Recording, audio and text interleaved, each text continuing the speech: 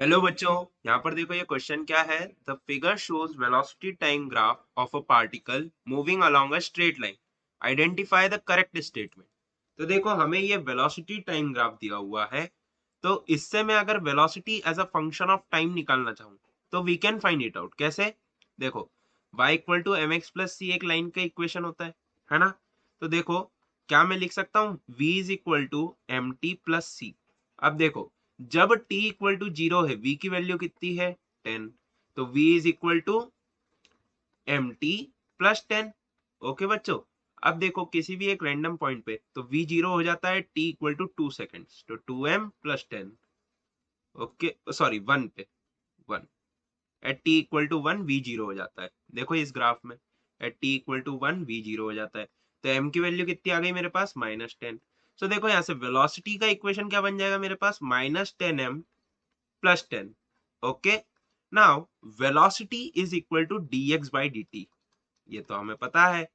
So it is 10t, not m, 10t plus 10. So dx is equal to minus 10t plus 10 dt. Okay बच्चों, यहाँ से इसे हम integrate कर देते हैं, है ना। तो देखो अगर मैं इंटीग्रेशन करता हूं तो लेफ्ट हैंड साइड तो x आ जाएगा, राइट हैंड साइड देखो क्या बन जाएगा, माइनस का 10t² by 2 plus 10t plus C. एक कांस्टेंट ऑफ इंटीग्रेशन है ये। पोजीशन की मतलब हमारे पास इक्वेशन आ गई है, but we don't know the value of C. तो मैं इस पे कमेंट नहीं करूंगा that particle is starting from origin. ऐसा कहीं दिया भी नहीं है। यहां से देखो आप सिंपली पुट ऐसा कर सकते थे, integrating limit that 0 to x, और यहां पर अगर 0 से t लेते तो I can write that x minus zero is equal to -10t plus 10t² by 2 plus 10t। Okay, so इसमें जब मैं ये लिख रहा हूं तो आई हैव ऑलरेडी कंसिडर कि at t equal to zero particle कहां पर है, x इक्वल टू जीरो पे। तो इक्वेशन ऑफ पार्टिकल मतलब पोजीशन ऑफ पार्टिकल हम इस इक्वेशन से मिल सकते हैं, but we can't say that like particle is at x equal to zero at t equal to zero. ठीक है, तो ऑप्शन ए पे हम क्लैरिटी नहीं दे पाएंगे। ऑप्शन बी की बात करते हैं बच्चों।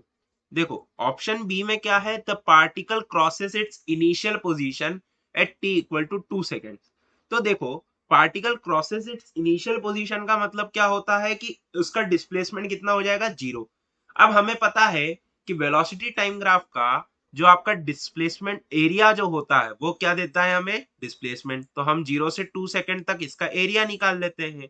तो देखो इसको ओ ए बी और सी नाम दे देते हैं। तो देखो अगर मैंने डिस्प्लेसमेंट बोला बच्चों x, अगर मैं ले लेता हूं तो it is half into O A into O B plus, और यहां पर देखो हाफ इंटू ओ, अच्छा ये डी भी लिख लेते हैं, so B D into C D. अब सी डी देखो बच्चों माइनस में है, डिस्प्लेसमेंट है, इसलिए हमें नेगेटिव का भी ध्यान रखना पड़ेगा, नीचे वाले एरिया को माइनस करेंगे। तो ये कितना बन जाएगा, half into 10 into 1 minus half into 10 into 1। सो देखो डिस्प्लेसमेंट कितना आ रहा है, जीरो। और अगर डिस्प्लेसमेंट जीरो है तो उसका इनिशियल पोजीशन को क्रॉस करेगा। So it is correct, option B is correct. तो ऑल ऑफ द अबव है, लेकिन मैं आपको प्रूव भी कर देता हूं कि सी ऑप्शन भी करेक्ट क्यों नहीं होगा। The average speed of the particle in the time interval 0 to 2 second is zero. तो देखो बच्चों अगर ये एवरेज वेलोसिटी की बात कर रहा होता, देखो एवरेज स्पीड कितना होता है, डिस्टेंस अपॉन टाइम। ओके बच्चों, क्या होता है, डिस्टेंस अपॉन टाइम। और अगर मैं एवरेज, ये स्पीड है यार, sorry, this is average speed. Okay, अगर मैं एवरेज वेलोसिटी की बात करूं तो वो हो जाता है डिस्प्लेसमेंट अपॉन टाइम।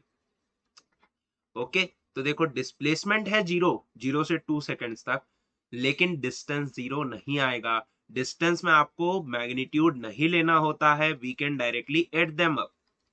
ओके बच्चों, तो यहां से देखो ये कितना आ जाएगा, 10 मीटर। तो अगर मैंने आपसे बोला एवरेज स्पीड, तो एवरेज स्पीड कितना आ जाएगा, 10/2। That is average speed is 5 metre per second. Okay, so the correct answer to this question is option B, thank you.